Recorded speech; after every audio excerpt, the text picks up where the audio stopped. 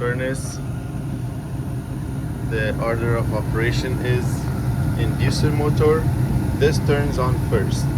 What this inducer motor does is when it turns on, it pulls the air from the inside of the heat exchanger. It pulls any air and takes it out through this flue pipe, goes onto the roof.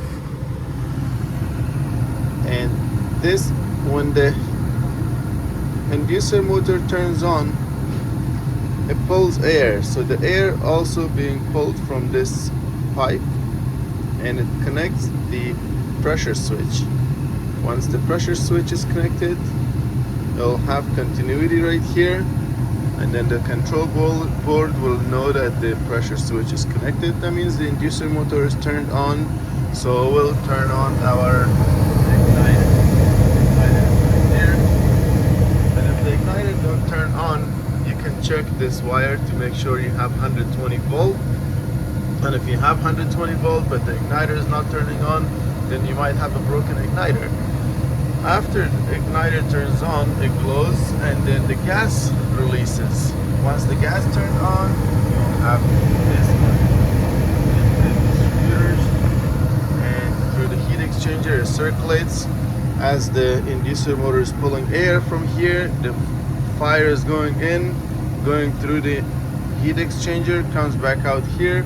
This gets hot, and then the flame sensor kicks on. So right there is our flame sensor. It's amazing how flame sensors work. So the fire that's going from the distributors over the flame sensor and to those metals, it takes the current to the fire. So the fire becomes like a heating element.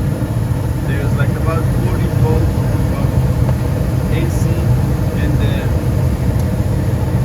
flame sensor.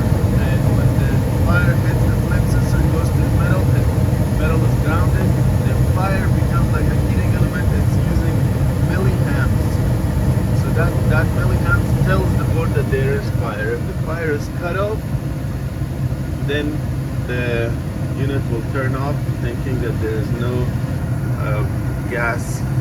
The fire is not lit. And these are our codes, error codes. And that's where you would read the codes from. If there is any error, it will be blinking. For example, it will blink 3 times slow and 3 times fast. It will be 33. And 1 slow, 1 fast will be 11. So that's how heaters work. And also the problems that can occur here. One time I had bees that build a house and build a nest inside of this on the roof, and when we turn on the unit, it would work for an hour or less than an hour, and then it would just turn off.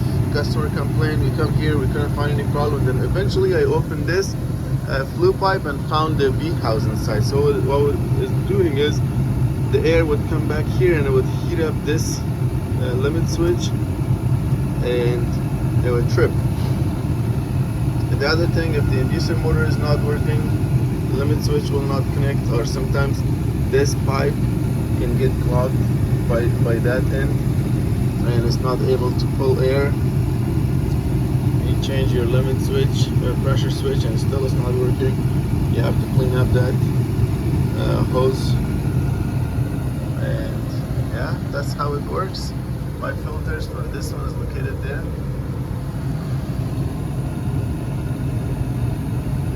This is my gas valve.